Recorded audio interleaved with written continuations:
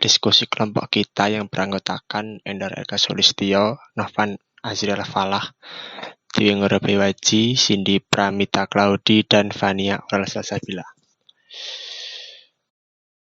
Latar belakang teori Muted Group. Teori kelompok bungkam atau Muted Group Theory berasal dari karya seorang antropologi sosial yaitu Edward Ardener dan Shirley Ardener yang menyatakan bahwa kelompok yang menyusun bagian teratas dari urutan tingkat sosial menentukan suatu sistem komunikasi bagi budaya tersebut. Kelompok dengan kekuasaan yang lebih rendah seperti wanita, kaum miskin, dan orang kulit berwarna harus belajar untuk bekerja dalam sistem komunikasi yang telah dikembangkan oleh kelompok dominan. Jadi, kelompok dominan di dalam kelompok. Teori Muted Group. Muted Group Theory adalah salah satu teori komunikasi dalam aliran kritis. Aliran kritis paling tidak memiliki 4 ciri. Pertama, fokus pada isu ketidaksamaan. Kedua, berperhatian pada konflik kepentingan di masyarakat dan bagaimana cara komunikasi didominasi oleh satu kelompok atas kelompok lainnya. Ketiga, penting memahami pengalaman hidup dalam konteks real masyarakat. Keempat, memahami pengetahuan sebagai power. Muted Group Theory jelas merupakan teori yang fokus pada isu ketidakadilan gender karenanya merupakan teori dalam aliran kritis.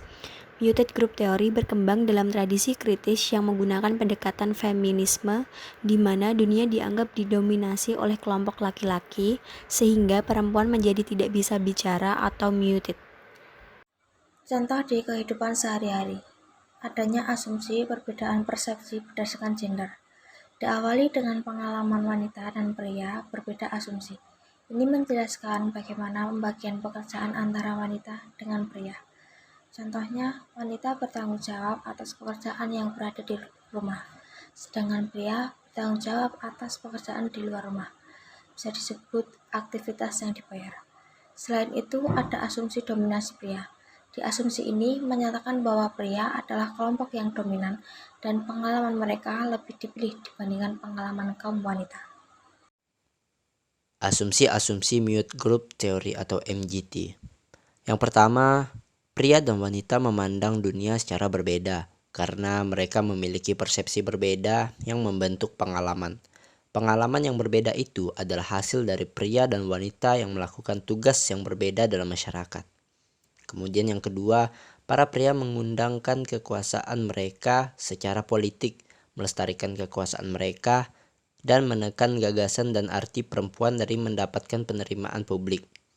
Yang ketiga, para wanita harus mengubah gagasan, pengalaman, dan makna unik mereka ke dalam bahasa pria agar dapat didengar.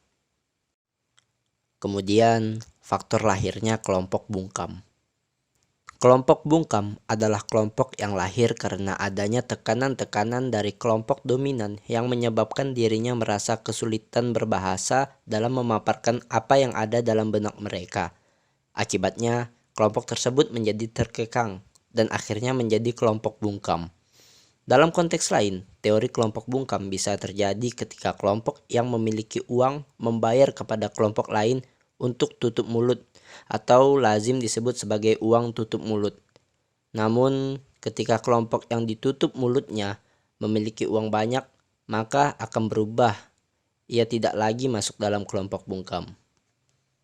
Kesimpulan teori Muted Group. Teori kelompok bungkam terjadi ketika ada sekelompok orang yang tidak dapat mengutarakan aspirasi maupun inspirasinya akibat adanya tekanan dari kelompok dominan. Kelompok bungkam sendiri memang pada awalnya banyak menekankan akan kaum perempuan, namun jika diaplikasikan di masa sekarang, kategorisasi kelompok bungkam ini bisa terjadi termasuk pada kelompok laki-laki ataupun kelompok lainnya yang memiliki perbedaan suku, agama, dan atau golongan. Mungkin cukup sekian. Terima kasih. Wassalamualaikum warahmatullahi wabarakatuh.